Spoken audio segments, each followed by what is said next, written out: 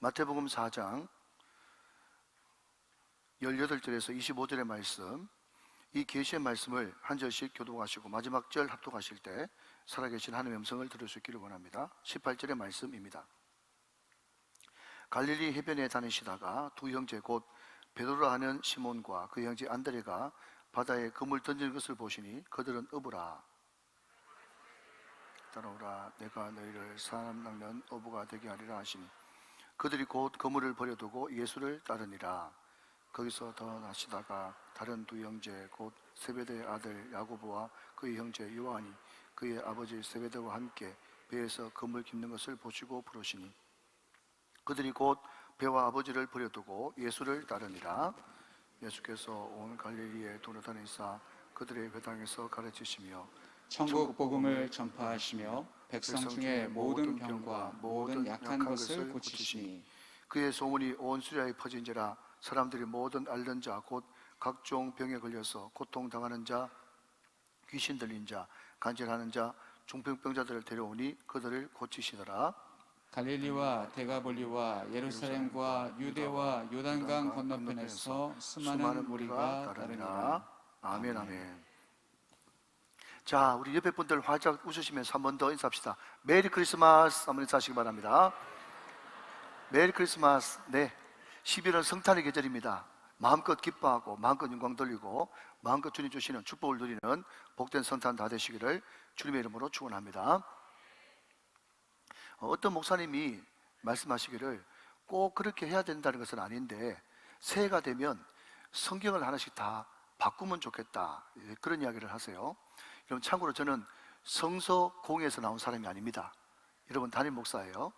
그런데 왜 성경을 해마다 바꾸라 하냐면요, 1년 내내 가봤자 성경을 한 번도 안 펴보고 정말 성경이 너무 귀해가지고 한 번도 안 펴보고 그냥 고이 모시는 그런 분들이 있지 않습니까? 그런 분들은 전혀 성경을 바꿀 필요가 없겠죠?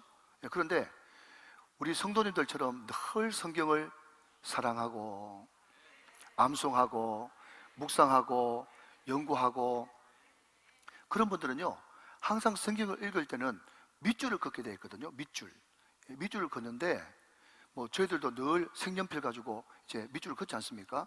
근데 이게 한 해가 되고 두 해가 되고 세 해가 되고 그렇게 되어지면 성경에 밑줄 긋은 것이 엄청 많겠죠? 근데 여러분 한번 대답해 보십시오. 그러면 내가 은혜 받아가지고 밑줄 긋는 거 그것만 하나님의 말씀입니까? 아니면 모든 성경이 다 하나님의 말씀입니까? 모든 성경이 하나님의 말씀이란 말이죠. 물론 밑줄을 그으면서 연구하고 암송하고 묵상하는 거 너무너무 중요하다니까요.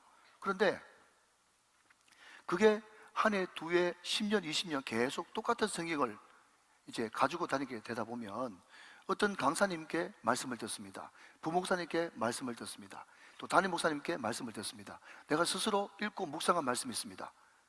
그 본문이 또 목사님 설교 강단에서 나오게 되면 그 말씀, 그때 그 말씀 하면서 그냥 넘어가 버리기 쉽다는 거예요. 여러분, 제가 지난번에 말씀드렸듯이 제가 누가복음 19장의 사개오를 가지고 똑같은 설교, 똑같은 본문을 가지고 똑같은 본문을 가지고 5번 넘게 설교했거든요. 내용은 다 달라요. 그러니까 여러분, 우리가 정말 신앙생활 하면서 주의하고 우리가 경계해야 될 것은 뭔가 하면 어떤 본문이 나왔을 때, 특별히 유명하고 잘 아는 본문이 나왔을 때 그 말씀 하면서 선입견과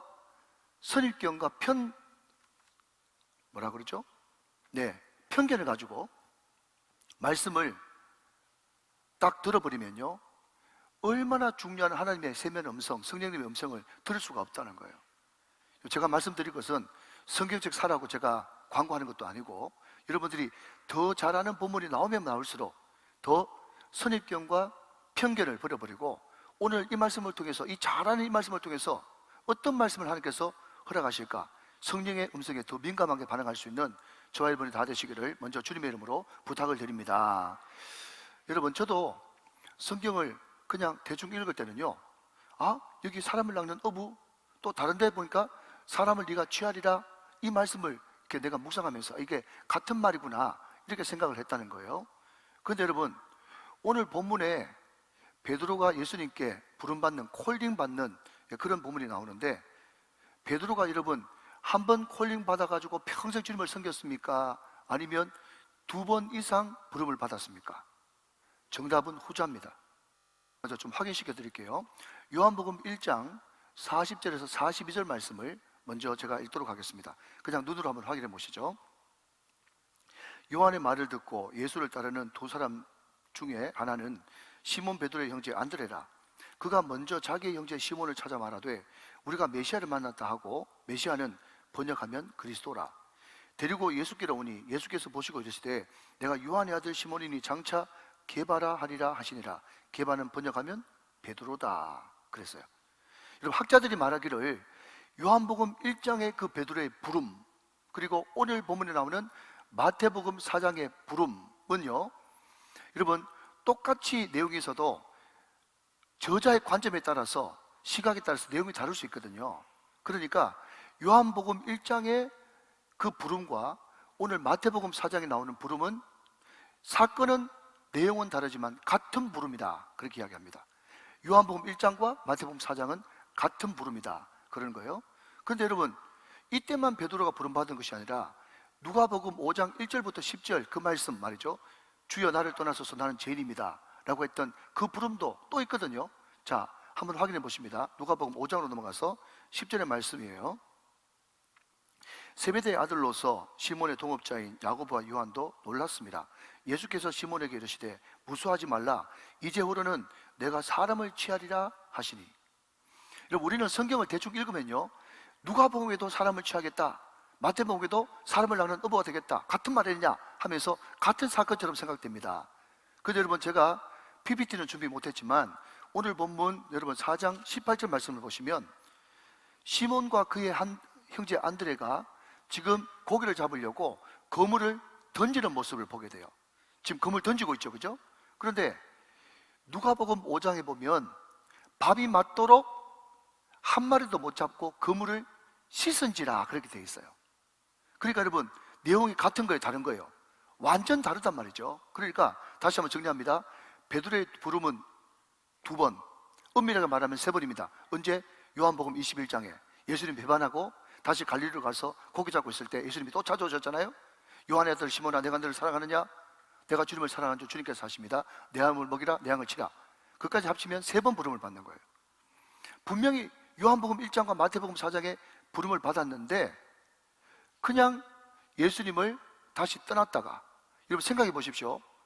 예수님께서 많은 무리들이 예수님을 따라오는 걸 보고 그냥 그 갈릴리 해변가에서 시몬 베드로의 배에 탑니다. 그러면서 육지에서 좀 떼기를 청했다, 그런 말씀이 나오거든요. 있습니다. 자, 그런데 성경은 굉장히 상식적인 책이에요. 무슨 말인가 하면 예수님이 그렇게 상식적이고 매너가 있는 분인데, 여러분 생각해 보십시오.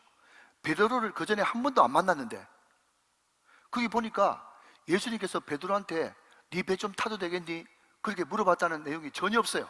근데 예수님이 자연스럽게 베드로의 배를 탔단 말이죠. 그리고 육지에서 좀 띄워라 하면서 명령하듯이 말씀하셨단 말이죠.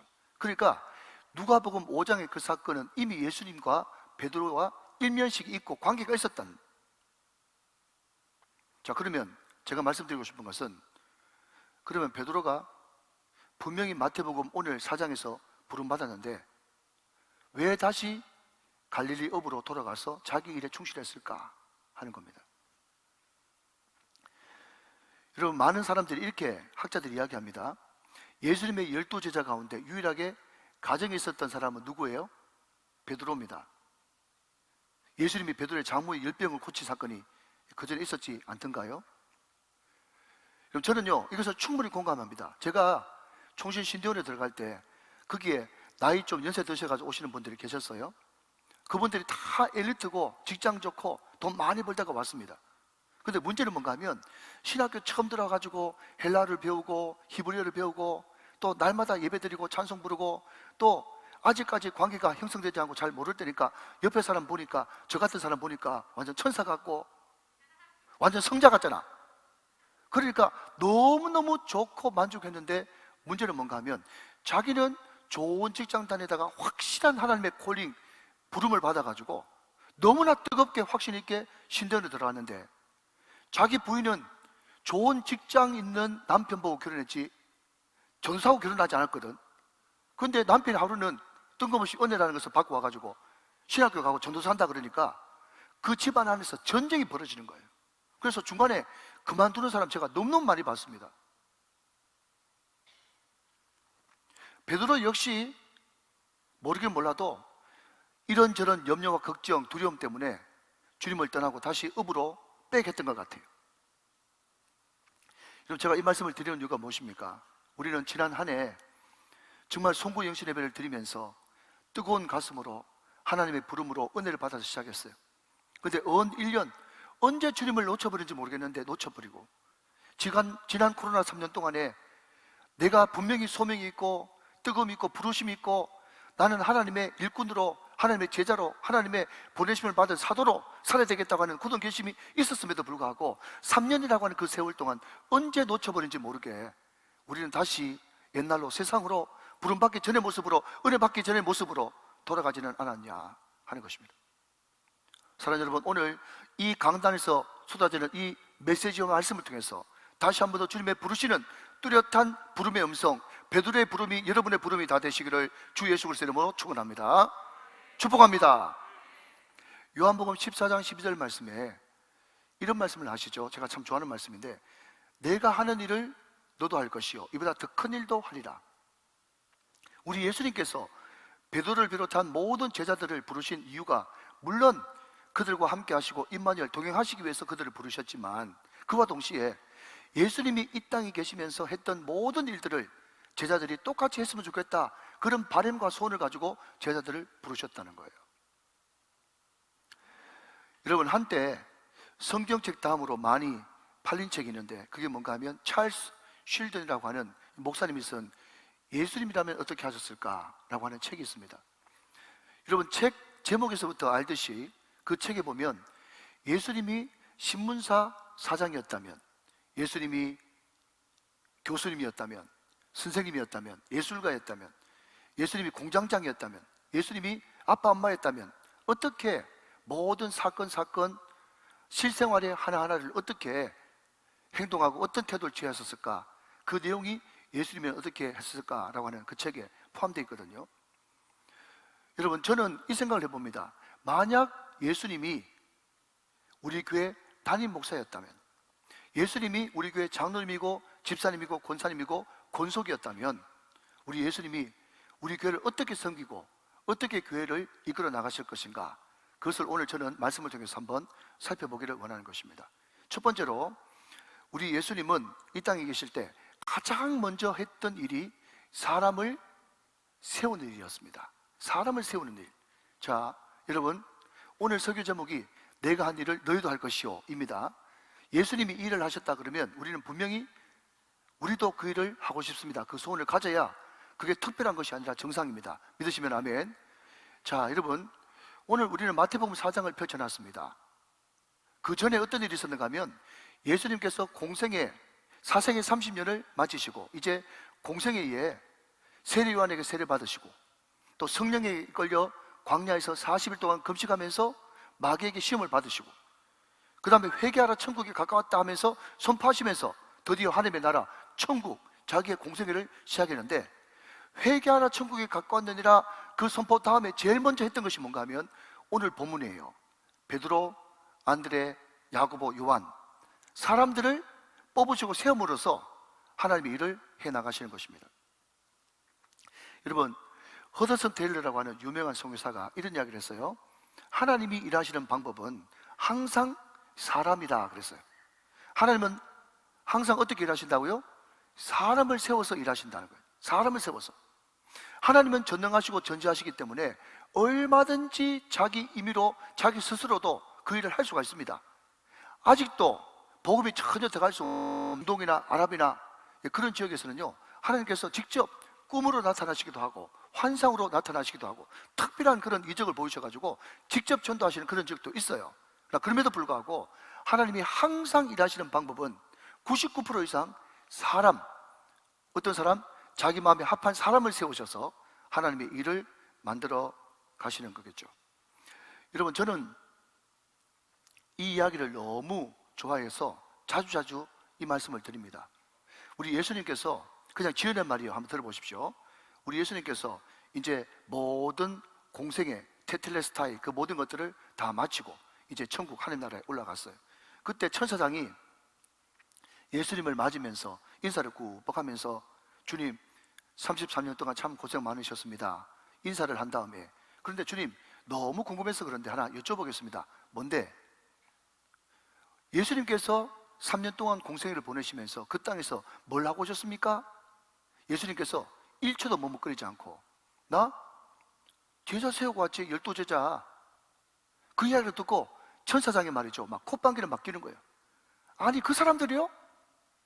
어부에 세리에 허물투성이 실수투성이 그 사람들 만약에 그 사람들 나도 아는데 그 사람들이 만약에 사명을 제대로 감당하지 못하고 실패해버린다면 주님 혹시 대안이라도 있습니까? 물어봤더니 우리 주님께서 또 1초도 안 머뭇거리고 하시는 말씀이 뭔가 하면 나도 대안이 없어. 나도 대안이 없어. 그렇게 이야기를 하셨다는 것입니다. 사랑하신 여러분, 맞습니다. 그 사람들 다 아웃사이드고 공부 많이 못한 사람이고 일자 무직한 사람들이고 허술한 사람들이에요. 그러나 그럼에도 불구하고 여러분 그 사람들이 실수했습니까? 그 사람들이 실패했습니까? 아니에요. 그분들이 은혜를 받고 예수님을 알고 성령 충만함을 받고 그 무식하고 허점투성인 아웃사이더를 통해서 우리 주님은 전 세계를 복음으로 뒤집는 역사를 일으키고 말하였습니다. 유럽을 복음화시키고 아프리카를 복음화시키고 저 도마 같은 경우는 인도까지 가서 주의 복음을 전하는 세상을 뒤집는 하나님의 사람이 될 수 있었다는 거예요. 사랑하는 여러분, 하나님의 방법, 예수 그리스도께서 하신 일은 사람을 살리고 사람을 세우는 일입니다. 그렇기 때문에 우리 예수님께서 우리에게 오셔서 담임 목사가 되어진다면 그분은 당연히 사람을 세우고 사람을 살리는 영혼 구원하여 제자 삼는 그 일을 집중적으로 하셨을 거예요. 내가 한 일을 너희도 할 것이요 이보다 더 큰 일도 하리라. 여러분 에베소서 4장 12절 말씀해 보니까 하나님께서 왜 저를 목사를 세우셨냐 그 이유를 명확하게 말씀해 주고 있어요. 에베소서 4장 12절 말씀 제가 읽습니다. 이는 자 여러분 보십시오. 제가 이런 말씀 드렸죠. 성경 읽으면서 이는 나오면 무조건 중요하니까 동그라미 그 이유를 말하고 있으니까 말이죠. 그 이유는 성도를 온전하게 하여 봉사일을 하게 하며 그리스도의 몸을 세우려 하심이라 그랬습니다. 자 여러분 여기에 온전하게 하며 온전하게 하여라고 하는 이 단어를 공동 번역 성경에는요 잘 준비시켜서 이렇게 바꿨어요. 여러분 목사가 해야 될 첫 번째 일이 뭔가 하면요 성도들을 잘 준비시키는 겁니다. 잘 준비시키는 거예요. 뭘로 준비시킬까요? 뭘로 준비시킬까요? 333으로 잘 준비시켜야 됩니다. 이것을 다른 말로 바뀌면 말기찬 전 말씀, 기도, 찬양, 전도 말기찬 전 이 333 경건운동으로 성도들을 잘 양육하고 훈련시켜서 성도들로 하여금 봉사일을 하게 하며 그리스도의 몸 교회를 아름답게 세우는 그 일을 성도들로 하여금 하게 만들어야 한다. 이것이 성경에서 명확히 이야기하는 목사의 사명인 것입니다.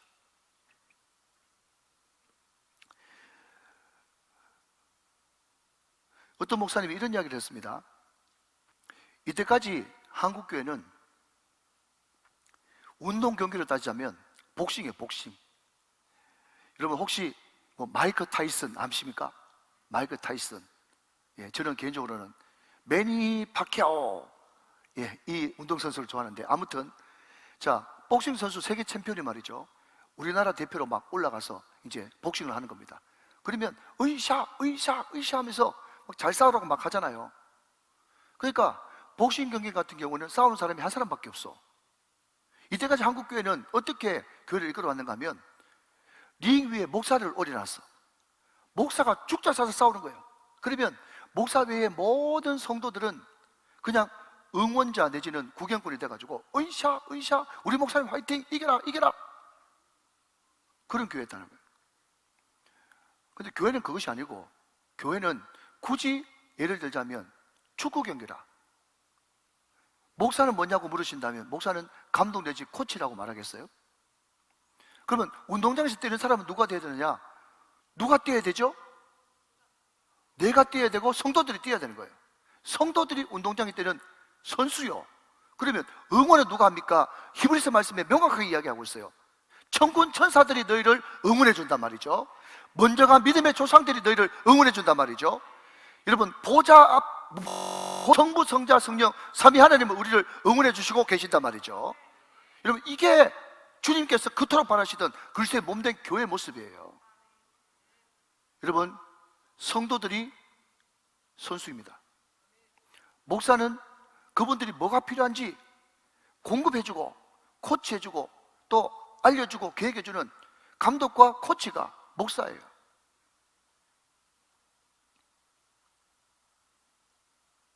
응원을 누가 하신다고요? 천군 천사와 믿음의 조상들과 성부, 성자, 성령 삼위 하나님이 우리를 지금도 응원하고 계시는 것입니다. 그러니까 여러분들이 절대로 구경꾼이 되면 안 되는 것입니다. 누구 말대로 절대로 교회는 유람선이 아니라 군함이다. 유람선은 몇 사람들만 일하지만 군함은 이등병부터 시작해가지고 여러분 장군에 이르기까지 다 자기한테 주어진 잡이 있는 거예요. 모든 사람이 다 관계자인 것입니다. 믿으시면 아멘. 여러분, 어떤 글에 읽어보니까요, 그런 재밌는 글이 있더라고요. 무슨 이야기인가 하면 이제 신혼부부가 결혼해가지고 임신을 했어요.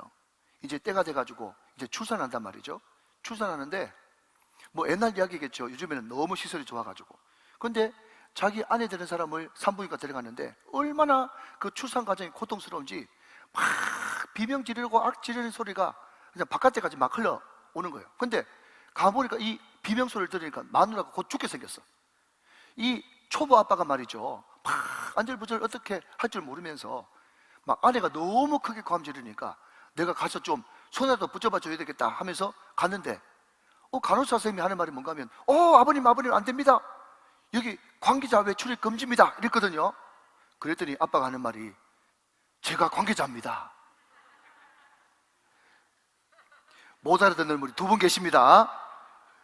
여러분, 아빠는 절대로 외인이 아니고 관계자인 것처럼 우리 성도들은 여러분 이 영적 전쟁과 이 여러분 거룩한 선한 경기에 절대로 여러분들은 구경꾼이 아니라 여러분들은 관계자요, 당사자요. 여러분이 선수인 것입니다. 여러분, 이런 마음을 가지고 있는 교회가 건강한 교회고, 그렇기 때문에 여러분들이 열심히 활동하고 열심히 복음 전하는 그것을 통해서 여러분들의 손길을 통해서 사람을 살리고 사람을 세우는 그 역사가 일어나야 된다는 것입니다. 여러분, 성경은 때에 대해서 때에 대해서 너무 많이 말씀하고 있습니다. 세월이 여러분 금방 지나갑니다. 여러분들이 우리 교회 주역으로, 부흥의 주역으로 활동할 수 있는 그때도 너무 한정되어 있습니다. 제 아들이 얼마 전에 제대했거든요. 제 아들이 제대 딱 하자마자 첫 번째 했던 말이 뭔가 하면 아빠, 입대한 지가 엊그제 같은데 세월이 너무 빨라요. 세월이 너무 빠릅니다, 여러분. 입대하면 금방 제대하고, 여러분 대학 졸업하면 취직해야 되고, 취직하면 또 결혼해야 되고, 결혼하면 또 출산이 있고, 여러분 인생이 그렇게 길지 않습니다. 제가 이번에 여러분 돌아가신 그 교육감인데 일주일 전에 만났어요. 돌아가신 일주일 전에 64세입니다. 만으로. 성경이 누누이 강조하는 것은 너희들 인생이 천년만년 있는 것이 아니다. 개인적인 종말이 있다. 죽음. 우주적인 종말이 있다. 재림. 반드시 기독교 세계관은 끝을 향해서 달려가고 있는데, 정말 여러분 눈 좋을 때, 사실 여러분 제가 지금 다초점 렌즈를 끼고 있거든요. 여러분 이렇게 젊은 얼굴에 다초점 렌즈가 어울린다고 생각하세요, 여러분? 우리 친구들 보니까 말이죠, 얼굴은 요즘에 잘 먹어가지고 발육 상태가 좋아가지고 젊어 보이는데 늘 성경 볼 때마다 막 이러고 하니까 얼마나 보기 상가로운지. 여러분, 옛날 어른들이 하신 말씀이 있어요. 눈 좋을 때 성경 보고, 힘 있을 때 헌신하고, 여러분 총명할 때 봉사하고, 기왕 할 것 같으면 빨리 하고, 할 것 같으면 잘하세요. 여러분, 이것이 하나님의 메시지입니다. 여러분, 이 때를 놓치지 말고 우리 예수님께서 이 땅에 계실 때 하셨던 일, 사람을 살리고 사람을 세우는 이 일에 집중하시는 저와 여러분 다 되시기를 주 예수 그리스도의 이름으로 축원합니다. 자, 여러분, 한 걸음 더 나가서, 그러면 우리 예수님께서 무엇으로 사람을 살리고 무엇으로 사람을 세웠는가 하는 것입니다. 어떤 방법으로 하셨는가 하는 거죠. 자, 여러분, 23절 말씀을 먼저 보도록 하겠습니다. 자, 오늘 보면 23절 말씀. 자, 앞을 보시면서 저와 같이 한번 읽어보세요. 시작. 예수께서 온 갈릴리에 두루 다니사 그들의 회당에서 가르치시며 천국 복음을 전파하시며 백성 중에 모든 병과 모든 약한 것을 고치셨다 그랬습니다. 자, 여러분, 예수님께서 이 땅에 계실 때 3년 내내 집중해서 한 사역이 있어요. 이것을 좀 어려운 말로 예수님의 삼중사역이라고 그래요. 몇 중사역? 삼중사역. 자, 여러분 한번 따라해 보실까요? 우리 귀한 흰머리 소녀들도 한번 따라해 보세요. 자, 티칭, 프리칭, 힐링. 아, 우리 할머니도 다 따라하시네. 너무 잘하셨어요. 여러분, 티칭 가르치는 거예요. 프리칭 선포 전파하는 거예요. 힐링 고치는 거예요. 우리 예수님께서 3년 동안 여기에 집중하셨어요. 집중하셨기 때문에 우리 주님이 십자가에 못 박혀 돌아가실 때 헬라말로 테텔레스타이, 다 이루었다. 3년밖에 안 하셨는데 집중하니까 다 이루었다고 이야기하세요. 우리 주님이 어떻게 하든지 사람 살리고 사람 세우려고 계속 반복했던 것이 티칭, 프리칭, 힐링입니다. 여러분, 여기에 먼저 전파, 선포하는 이 프리칭이 말이죠, 헬라 원어로 그 유명한 케리그마입니다. 케리그마 들어보셨죠? 선포하는 말씀 케리그마. 근데 이 케리그마는 누구한테 하느냐? 믿지 않는 사람들에게 하는 거예요. 케리그마 선포는 대상이 믿지 않는 사람이다. 그러면 믿지 않는 사람한테 뭘 선포하느냐? 하나님과 하나님이 하신 위대한 일을 선포하는 것입니다. 믿으시면 아멘. 여러분, 우리 믿는 사람들에게, 또 교회 이런저런 상처 때문에 방황하는 사람들에게 복음 전하는 것, 그것을 여러분 굳이 따지자면 지금 팔다리에 총상이 입었는데 그 총상을 싸매주는 것, 이것으로 표현한다면 예수 믿지 않는 사람한테 복음 전하는 것, 이것은요 지옥 떨어질 사람한테 지옥에서 건져내는 행위니까 급하죠. 우선순위가 있어야 되는 거죠. 믿으시면 아멘. 자, 다시요. 프리칭, 전파하는 것은 헬라말로 케리그마인데 이것은 대상이 누구냐? 믿지 않는 사람. 믿지 않는 사람한테 뭐 해야 되느냐? 하나님과 하나님이 하신 위대한 일을 선포, 듣든지 안 듣든지 알려주는 것, 이게 프리칭, 케리그마, 선포입니다. 믿으시면 아멘. 자, 정리되셨죠? 자, 두 번째, 가르치는 거, 티칭. 이것을 여러분 헬라어로 바꾸면 디다케, 유명한 단어입니다. 이 단어도 디다케, 가르치는 거. 그러면 가르치는 것은 누구한테 가르치느냐? 믿는 자에게. 믿는 자에게 왜 가르치느냐? 그가 잘 양육받아서 또 다른 사람을 세우기 위해서, 리더로 세우기 위해서 양육 훈련하는 것이 필요하다. 지난주 잠깐 복음을 한다면 그리스도의 복음이 바울에게로, 바울의 복음이 디모데에게로, 디모데의 복음이 충성된 사람들에게로, 충성된 일꾼들의 복음이 오늘 우리에게로. 그 사람들이 바로 롤라드 아닙니까? 롤라드. 성경을 지키기 위해서 목숨 걸었던 사람 말이죠. 여러분, 그 사람들이 모태가 돼가 종교개혁이 일어났는데, 종교개혁은 여러분 크게 세 가지입니다. 첫 번째는 여러분 교리의 개혁입니다. 믿음 50, 행함 50이라고 한 이 잘못된 교리, 이것을 종교개혁자들이 성경으로 돌아가서 오직 믿음으로, 오직 믿음으로만 구원받는다. 이게 종교개혁자의 첫 번째 기치예요. 여러분, 두 번째가 뭡니까? 예배 개혁입니다. 여러분, 혹시 천주교 가보셨습니까? 자, 여러분 조금 긴장을 푸시고, 여러분 군대 가면요, 여러분 들어보셨는지 모르겠어요. 혹시 기불천이라고 들어보셨어요? 기불천. 군대 가면 기독교, 불교, 천주교, 이것을 기불천이라고 불러요. 요즘에는 여러분 참으로 안타깝게도 기불천 원불교가 또 들어갔어. 근데 보통 큰 교회 가면 큰 4단 이상 규모 가면 쭉 이제 같이 이렇게 있거든요. 그런데 제일 처음에는 여러분 좀 조용한 걸 좋아하는 사람들이 잠자려고 천주교에 많이 갑니다. 제 군대에 있을 때만 해도 1인 1종교라고 다 신앙생활 하라고 그랬거든요. 그래야 군대 사고 안 난다고. 그런데 천주교 한 주 갔다 온 친구들이 당장 기독교로 바꿉니다. 바꾸는 이유는 두 가지입니다. 하나는 천주교 가니까 너무 일어났다 앉았다 많이 시켜. 일어났다 앉았다 일어났다 앉았다 잉 하니까 또 일어나야 되고, 주의 말씀이니다 하니까 또 일어나야 되고, 그러니까 이제 계속 일어났다 앉았다 하니까 너무 힘들어가지고 이제 교회로 오고, 두 번째 이유는 교회 누나들이 많다는 사실. 그거 보고 이제 교회 오는 거예요. 근데 너무 비본질적인 그런 의식들이 많은 거예요. 그러니까 모든 그 비성경적인 의식을 다 솎아내고 예배, 기도, 말씀, 찬양 간소하게 본질만 하자. 예배 개혁, 이게 종교개혁의 두 번째 기치예요. 여러분, 세 번째가 뭔지 아십니까? 사역의 개혁입니다. 사역의 개혁. 모든 일은 사제에게 다 몰려있어서 그분들만 성직자고 우리는 평신도, 여러분 이것을 좀 거친 말로 병신도라고 이야기하는데, 사제들만 일하고 모든 사람들 그냥 따라오는 거예요. 그런데 원래 성경이 그런 것이 아니다. 원래 성경도 성도될 것이요, 사역도 성도될 것이기 때문에 성경도 성도들한테 돌려주고 사역도 성도들한테 돌려주자. 이게 종교개혁의 기치입니다. 교리의 개혁, 예배의 개혁, 사역의 개혁. 믿으시면 아멘.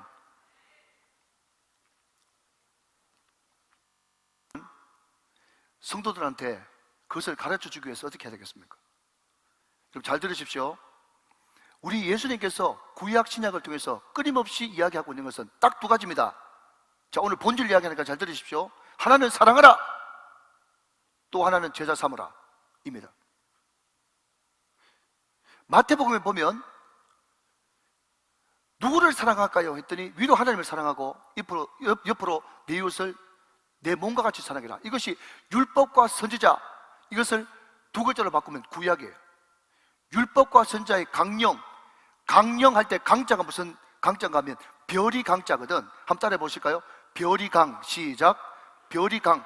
여러분, 별이가 뭔가 하면요, 여러분 어선들이 그물을 쫙 쳐가지고 고기를 잡잖아요. 그런데 그물을 쫙 칠 때 이쪽 큰 밧줄 있고 저쪽 큰 밧줄 있죠? 있죠? 그 두 개 쭉 당기면 그물 다 당겨오죠? 그 밧줄이 뭔가 하면 별이에요. 별이 강이란 말이에요. 그게 뭔가 하면 구약을 쭉 당겨버리면 다 걸려오는데, 그게 뭔가 하면 하나님 사랑, 이웃 사랑이에요. 그게 구약 전부예요. 계속 그 이야기를 39권 동안 계속 이야기하는 거예요. 자, 성경은 딱 크게 두 가지입니다. 하나는 사랑하라, 두 삼으라. 마태복음 28장 19절 20절 말씀. 그러므로 너희는 가서 모든 민족으로 제자를 삼아, 빨리 띄워줘야죠. 아버지와 아들과 성령 이름으로 세례를 베풀고 내가 너에게 분부한 모든 것을 가르쳐 지키게 하라. 볼지어다 세상 끝날까지 너희와 항상 함께 있으리라 하시니라. 할렐루야. 자, 여러분, 제자 삼으라, 제자 삼으라. 그러면 제자 삼는 걸 어떻게 할까요? 라고 할 때 복음 전도와 양육 훈련을 통해서 제자 삼으라. 다시 따라합시다. 사랑하라, 제자 삼으라. 어떻게 사랑할까요? 따라합시다. 하나님 사랑, 이웃 사랑. 시작. 하나님 사랑, 이웃 사랑. 어떻게 제자 삼을까요? 복음 전도, 양육 훈련. 시작. 복음 전도, 양육 훈련. 이게 성경 전체예요. 자, 두 분 모르시기 때문에 한 번 더 합니다. 성경 전체는 크게 두 가지. 사랑하라, 제자 삼으라. 어떻게 사랑할까요? 하나님 사랑, 이웃 사랑. 어떻게 제자 삼을까요? 복음 전도, 양육 훈련. 됐죠? 이것을 디다케 계속해서 반복해서 가르쳐야 되는 거예요. 누구에게? 믿는 사람을 대상으로. 여러분, 이것 모르고 오늘 보니까 여러분이 막 열심히 받아 적으시네. 신앙생활 수십 년 했는데 성경 전체가 뭔지도 모르고 그냥 한 거예요. 본질부터 알아야 되는데. 또 하나, 여러분, 치유입니다. 자, 우리 이미 선포했습니다. 프리칭 했습니다. 티칭 했습니다. 그죠? 이제 세 번째, 힐링, 고치는 거예요. 자, 여러분 저를 한번 보세요. 여러분 한번 대답해 보십시오. 예배가 너무너무 중요한데 신약 성경에 예배 어떻게 드려라 가르쳐주는 성경 구절 떠오른 거 있어요? 하나님은 영이시니 예배하는 자가 영과 진리로 예배할지니라. 그거 말고는 별로 기억나는 게 없어. 여러분 그만큼 양육, 제자 훈련, 신방 중요하지만은 성경에 제자 훈련 어떻게 해라, 양육 어떻게 해라, 신방 어떻게 해라, 그거 성경에 나와 있어요? 난 잘 못 봤어.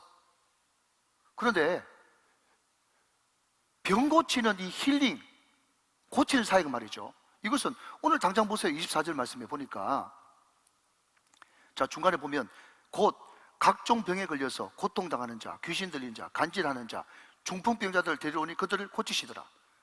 힐링에 대한 이야기는요 성경에 너무너무 많습니다. 제가 볼 때 우리 예수님은 정확하게 3등분, 복음 전파하는 거 3분의 1, 가르치는 거 3분의 1, 고치는 사역 3분의 1이에요.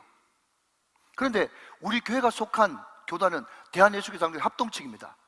이 합동측이 정말 고신측과 더불어서 얼마나 보수적인지, 저도 신학교 다닐 때 어떻게 배웠는가 하면 이미 방언하고 병 고치고 귀신 내쫓고 이런 것들은 그냥 성경시대에 끝났다, 그렇게 배웠어요. 이것을 좀 어려운 말로 은사중단주의라고 불러요. 잘 들리십니까? 은사중단주의. 자 그럼 묻습니다. 여러분 지금 2022년도에 방언이 없습니까? 병 고치는 게 없습니까? 그럼 내가 고친 건 뭡니까? 귀신이 지금 안 쫓겨나갑니까? 예수 이름으로? 쫓겨나갑니다. 출애굽기 15장에 우리 주님께서 나는 치료하는 여호와다 그랬어요. 여러분 치료는 지금도 일어나야 되고 반드시 교회에서 행해져야 되는 것입니다. 많은 사람들이 그런 것은 기도 많이 한 사람, 은사 받은 사람만 하는 것 아닙니까? 그렇게 이야기하지만 아닙니다. 여러분 성령 받은 사람, 은혜 받은 사람, 예수 믿는 사람은 모든 사람이 다 치유 기도를 해야 되고, 여러분의 기도가 믿음의 기도가 될 때 역사는 일어나는 것입니다. 그래서 여러분 많은 종교개혁자들이 우리들한테 이렇게 이야기합니다. 세상 천지 성경에 평신도가 어딨냐? 성경은 두 가지를 이야기할 뿐이다. 안수받은 사역자와 안수받지 못한 사역자, 그 두 개밖에 없는 거예요. 그게 종교개혁이에요. 안수받은 사역자 목사, 안수받지 않은 사역자 여러분 성도님들, 믿으시면 아멘. 어떤 사람은 성경을 잘못 배워가지고 마치 병든 것이, 고난당하는 것이 내게 유익이라. 여러분 병들었으면 고난당하는 것이 내게 유익이라, 그런 암송도 해야 되겠지만은 성경 전체의 맥락을 먼저 아세요?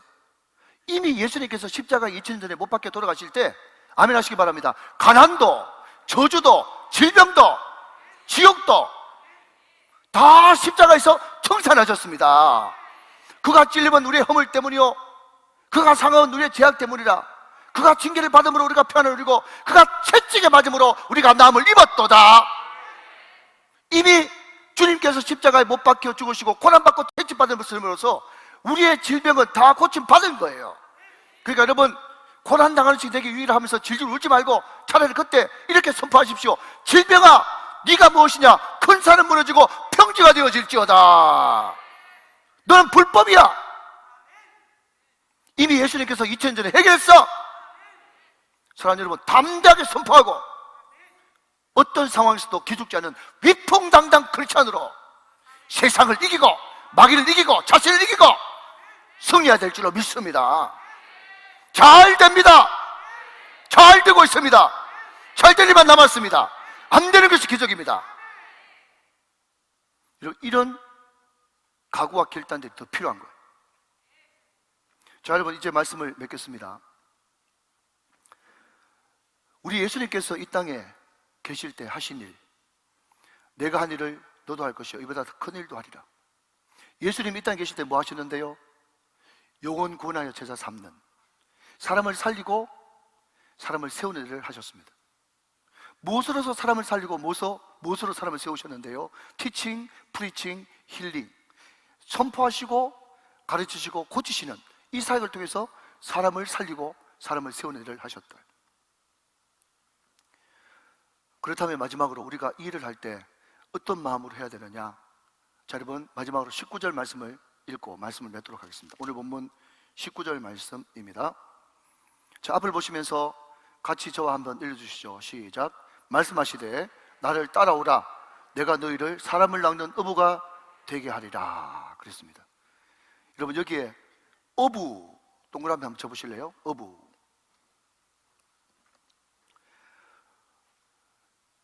여러분 자, 저를 보시고요. 낚시하고 어부하고 다르죠? 낚시는 취미로 하는 게 낚시입니다. 레저죠, 레저. 이 당시에 여러분 애굽 사람들은요 낚시를 즐겼습니다.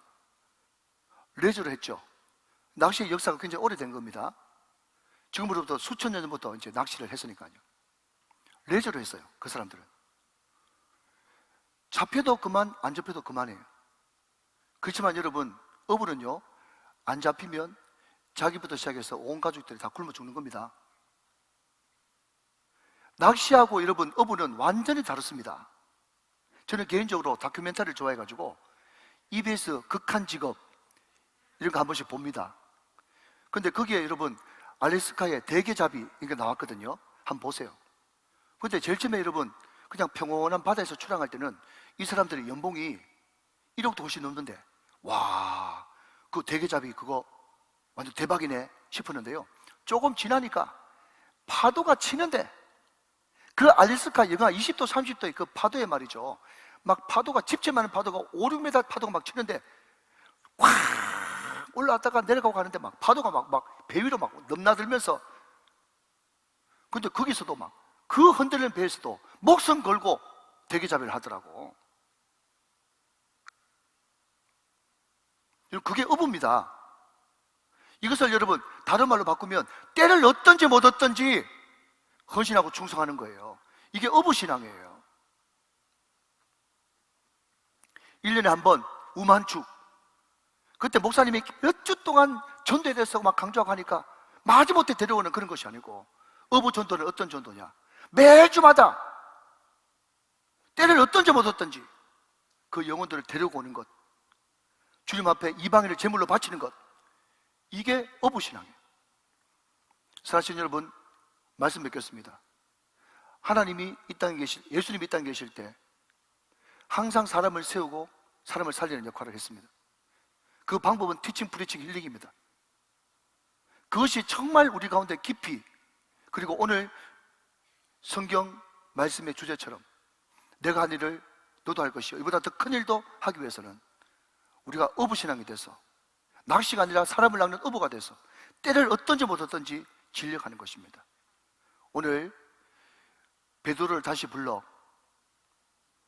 주님의 제자로 불렀었던 그 주님께서 오늘 이 시간 다시 한 번 더 이 아침에 여러분을 불러주시기를 바라고, 다시 한 번 더 뜨거운 소명으로 어부신앙으로 어부 믿음으로 승리하시는 저와 여러분 다 되시기를 주 예수 그리스도 이름으로 축원합니다. 축복합니다. 축원합니다.